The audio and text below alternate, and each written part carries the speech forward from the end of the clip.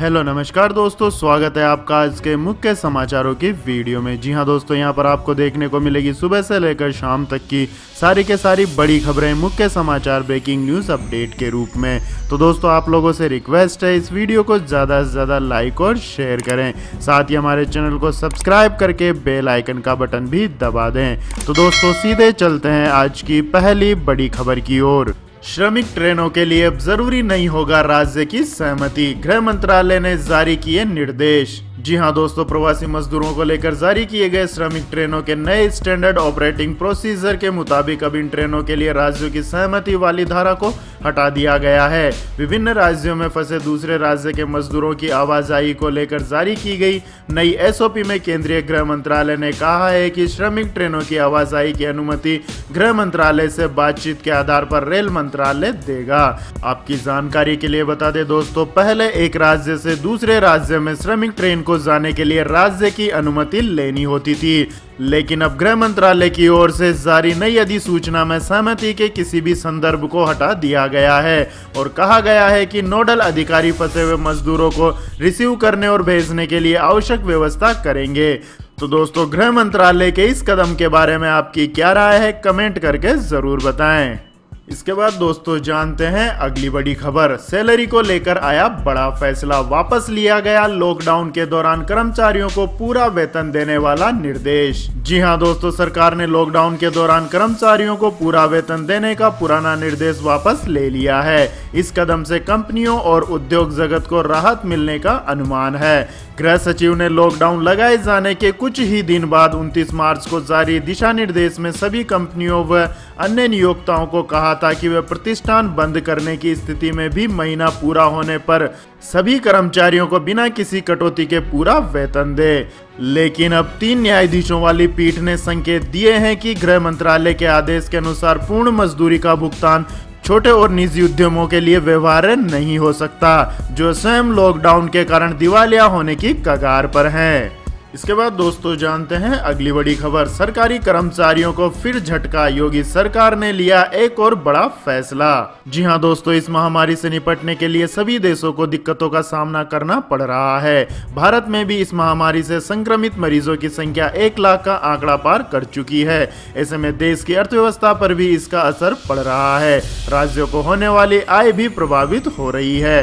अब इसको देखते हुए कई राज्य सरकारों ने कदम उठाना शुरू कर दिए हैं। उत्तर प्रदेश के मुख्यमंत्री योगी आदित्यनाथ ने भी अब एक कड़ा कदम उठा लिया है। सरकारी खर्चों में कटौती के लिए राज्यों में कई कार्यों में अगले आदेश तक रोक लगा दी गई है। इसमें नई गाड़ियों से लेकर हवाई यात्रा में बिजनेस क्लास में सफर तक बैन कर दिया गया है।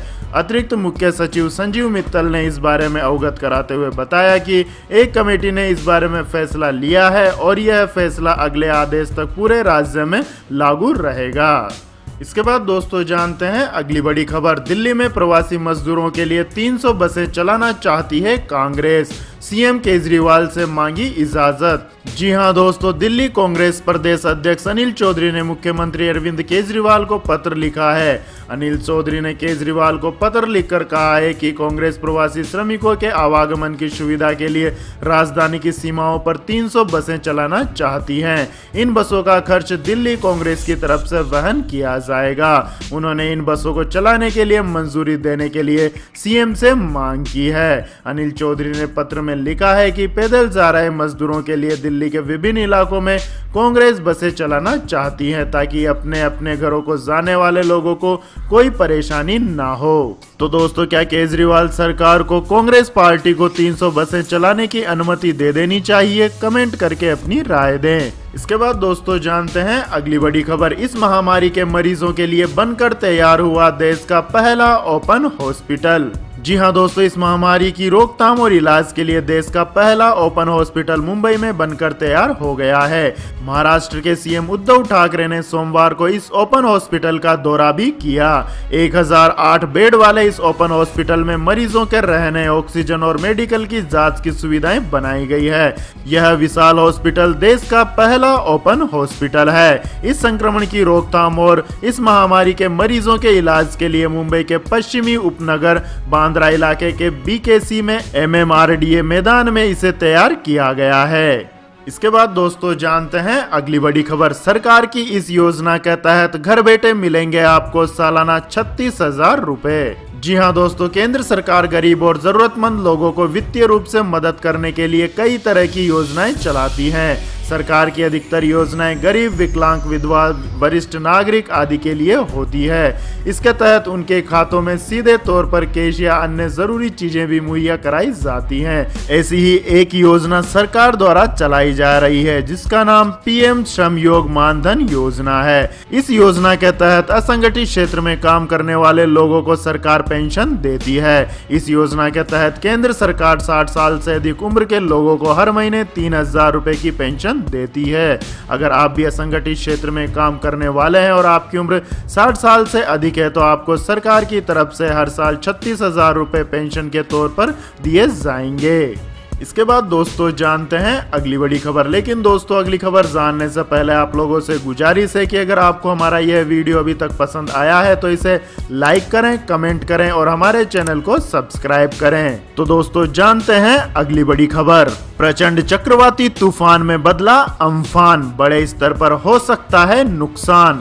जी हां दोस्तों, भारतीय मौसम वैज्ञानिक विभाग के महानिदेशक एम महापात्रा ने बताया कि चक्रवाती तूफान अम्फान बहुत प्रचंड हो गया है जो बड़े स्तर पर नुकसान पहुंचा सकता है। उन्होंने एक प्रेस ब्रीफिंग में कहा है कि अम्फान प्रचंड चक्रवाती तूफान में तब्दील हो गया है और आज पश्चिम बंगाल के दीघा द्वीप तथा बांग्लादेश के हथिया द्वीप समूह के बीच दस्तक दे सकता है। इस दौरान हवाओं की रफ्तार 165 से 175 किलोमीटर प्रति घंटे की रह सकती है जो 195 किलोमीटर प्रति घंटे तक पहुंच सकती है। इस तूफान के दस्तक देने के दौरान समुद्र से करीब 4 से 6 मीटर ऊंची तूफानी लहरें आने के कारण दक्षिणी और उत्तरी 24 परगना जिले के निचली इलाके जलमग्न हो सकते हैं। इसके बाद दोस्तों जानते हैं अगली बड़ी खबर। वैक्सीन से पहले मिल गई इस महामारी की दवा, चीनी वैज्ञानिक ने किया दावा। जी हां दोस्तों, इस महामारी के प्रकोप के बीच चीन से आई एक खबर राहत प्रदान करती है। चीनी वैज्ञानिकों का दावा है कि उन्होंने एक ऐसी दवा विकसित की है जिससे इस महामारी के फैलाव को रोका जा सकता है। यदि वैज्ञानिकों का यह दावा सही साबित होता है तो वैक्सीन के इंतजार में बैठी दुनिया को इस महामारी से मुक्ति मिल सकती है। चीन की प्रतिष्ठित पेकिंग यूनिवर्सिटी में वैज्ञानिकों की टीम दवा का परीक्षण कर रही है जिससे न केवल संक्रमित मरीजों को जल्द ठीक किया जा सकता है बल्कि यह छोटी अवधि के लिए वायरस के खिलाफ प्रतिरक्षा भी तैयार करती है। यूनिवर्सिटी के Beijing advance innovation centre for genomics के निदेशक सुन्ने सी ने कहा है कि जानवरों पर हुई दवा का परीक्षण सफल रहा है। इसके बाद दोस्तों जानते हैं अगली बड़ी खबर। WHO को अमेरिका की चेतावनी, 30 दिन में नहीं सुधरे तो फंडिंग हमेशा के लिए बंद। जी हां दोस्तों, विश्व स्वास्थ्य संगठन को लेकर अमेरिकी राष्ट्रपति डोनाल्ड ट्रंप एक बार फिर गुस्से में हैं। उन्होंने साफ किया है कि यदि अगले 30 दिनों में WHO ने अपनी कार्य प्रणाली में सुधार नहीं किया तो वह फंडिंग को स्थायी रूप से रोक सकते हैं। ट्रंप ने WHO के महानिदेशक टेड्रोस एडहानोम घेब्रेयेसस को इस संबंध में एक पत्र लिखा है। इसके बाद दोस्तों जानते हैं अगली बड़ी खबर। प्रवासी श्रमिकों के लिए बना नया कानून, जरूरी है काम पर रखने के साथ साथ इन 9 सुविधाओं को देना। जी हां दोस्तों, केंद्र सरकार ने एक से दूसरे स्थान पर जाने वाले प्रवासी श्रमिकों के हितों की रक्षा के लिए inter state migrate workman regulation of employees and condition of service act 1979 बनाया हुआ है, लेकिन अधिकारी इस कानून को कभी लागू नहीं करवाते। अगर वह इस कानून के तहत कार्य करते तो श्रमिकों का इतना बड़ा पलायन कभी नहीं होता। इस एक्ट के 9 प्रावधान है। सभी प्रमुख एम्प्लॉयर और ठेकेदारों का रजिस्ट्रेशन, श्रमिकों का पासबुक जारी करना, न्यूनतम मजदूरी का भुगतान, एक ही प्रकार के काम के लिए पुरुष और महिला श्रमिक को समान मजदूरी का भुगतान करना, आने जाने के लिए यात्रा भत्ते का भुगतान करना, विस्थापित भत्ते का भुगतान, उपयुक्त आवास प्रदान करना, चिकित्सा सुविधाएं प्रदान करना और सुरक्षात्मक कपड़े प्रदान करना है। श्रमिकों के लिए इतने प्रावधान होने के बावजूद भी सरकारें इसे लागू नहीं करवाती हैं, इसलिए काम करने वालों को इसका कोई फायदा नहीं मिलता है। इसके बाद दोस्तों जानते हैं आज के मौसम अपडेट्स। तो दोस्तों अगले 24 घंटों के दौरान तटीय उड़ीसा और गंगीय पश्चिम बंगाल में हल्के से मध्यम बारिश की उम्मीद है। उड़ीसा और पश्चिम बंगाल के तटों से सटे समुद्री क्षेत्रों तथा उत्तरी तमिलनाडु के तटीय भागों पर बंगाल की खाड़ी में उथल पुथल मची रहेगी। वहीं केरल और तटीय कर्नाटक में बारिश की गतिविधियां कम हो जाएगी, लेकिन कुछ स्थानों पर मध्यम से तेज बौछारें जारी रहेंगी। इसके अलावा उप हिमालयी पश्चिम बंगाल, सिक्किम, पूर्वोत्तर भारत, आंतरिक कर्नाटक, जम्मू कश्मीर, मुजफ्फराबाद और गिलगित बल्टिस्तान में हल्की से मध्यम बारिश की संभावना है। वहीं हिमाचल प्रदेश, उत्तराखंड, पंजाब, मध्य महाराष्ट्र, आंतरिक ओडिशा, पूर्वी झारखंड और पूर्वी बिहार के कुछ हिस्सों में हल्की बारिश हो सकती है। राजस्थान, मध्य प्रदेश, गुजरात और विदर्भ के कुछ हिस्सों में लू का प्रकोप दिखाई दे सकता है। इसके बाद दोस्तों जानते हैं अगली बड़ी खबर। लॉकडाउन 4.0 में ई कॉमर्स कंपनियों को मिली रेड जोन में सभी सामान बेचने की छूट। जी हां दोस्तों, लॉकडाउन 4.0 शुरू हो चुका है और इस लॉकडाउन में कई अहम चीजों पर से रोक हटा दी गई है। जिन चीजों पर से रोक हटाई गई है उस लिस्ट में ई कॉमर्स कंपनियों का नाम भी शामिल है। Amazon, Flipkart, Paytm mall, Snapdeal को राहत मिल गई है। केंद्रीय गृह मंत्रालय ने ई कॉमर्स कंपनियों को non essential products red zone में भी डिलीवरी करने की अनुमति दे दी है। आपको बता दें कि 4 मई से शुरू हुए लॉकडाउन 3.0 में ई कॉमर्स कंपनियां केवल ग्रीन और ऑरेंज जोन में ही नॉन एसेंशियल प्रोडक्ट जैसे कि smartphone, facial product, electronic goods आदि की डिलीवरी कर पा रहे थे, लेकिन अब इन प्रोडक्टों की डिलीवरी अब वह रेड जोन में भी कर सकते हैं। इसके बाद दोस्तों जानते हैं अगली बड़ी खबर। दुनिया के आगे झुकने को मजबूर हुआ चीन। शी जिनपिंग ने कहा इस महामारी की जांच में करेंगे सहयोग। जी हां दोस्तों, इस महामारी और इसके संक्रमण को लेकर अब तक पूरी दुनिया के सामने झूठ बोलने वाले चीन का पर्दाफाश हो गया है। चीन ने दुनिया के आगे अपना जुर्म कबूल कर लिया है। चीन के राष्ट्रपति शी जिनपिंग ने कहा है कि चीन में हमने इस महामारी से लड़ने के लिए अभूतपूर्व ऊर्जा के साथ काम किया है। हमने अपने प्रयासों से और अभूतपूर्व बलिदान से इस वायरस के खिलाफ युद्ध को जीत लिया है और इसी के साथ हमने अपने नागरिकों के जीवन और स्वास्थ्य को सुरक्षित किया है। उन्होंने कहा है कि हमने इस पूरे दौरान पारदर्शिता और जिम्मेदारी से कदम उठाए हैं। हमने दूसरे देशों को वक्त रहते इसके बारे में जानकारी दी और हमने इसकी रोकथाम और इलाज के तरीकों को दुनिया से साझा किया। चीनी राष्ट्रपति ने कहा कि हमने वो सभी प्रयास किए जो हम कर सकते थे जिससे दुनिया के देशों की मदद हो सके और उन्होंने कहा कि चीन इसकी जांच में दुनिया का सहयोग करेगा।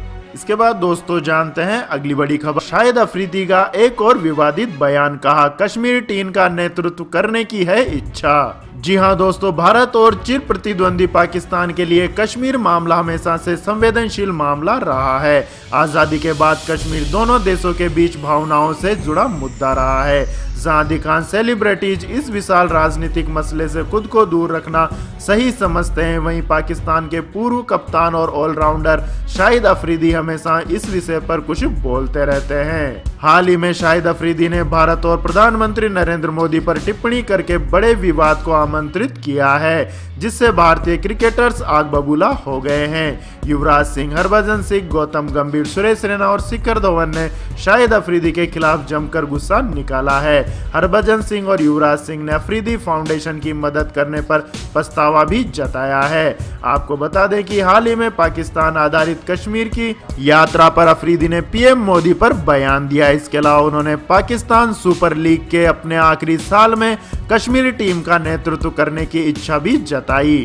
इसके बाद दोस्तों जानते हैं अगली बड़ी खबर। लॉन्च हुआ मोटोरोला का 5GB स्मार्टफोन, 108 मेगापिक्सल है कैमरा। जी हां दोस्तों, मोटोरोला ने आखिरकार भारत में अपना flagship smartphone Motorola Edge plus launch कर दिया है। लॉकडाउन की वजह से कंपनी ने इसे फ्लिपकार्ट पर पेश करके इसकी कीमत और बाकी फीचर्स का खुलासा किया है। कंपनी ने इसके 12GB रैम और 256GB स्टोरेज वाले वेरिएंट की कीमत भारत में 89,999 रुपए रखी है, लेकिन फ्लिपकार्ट इस पर प्री बुकिंग के जरिए 15,000 रुपए का डिस्काउंट दे रहा है। इसके बाद फोन को सिर्फ 74,999 रुपए में खरीदा जा सकता है। तो यह थी दोस्तों आज की सभी महत्वपूर्ण बड़ी खबरें। तो दोस्तों आपको हमारा यह वीडियो कैसा लगा कमेंट करके जरूर बताएं और हमारे इस वीडियो को अधिक से अधिक लाइक और शेयर करें। साथ ही हमारे चैनल को सब्सक्राइब करके बेल आइकन का बटन भी दबा लें। धन्यवाद। जय हिंद, जय भारत, वंदे मातरम।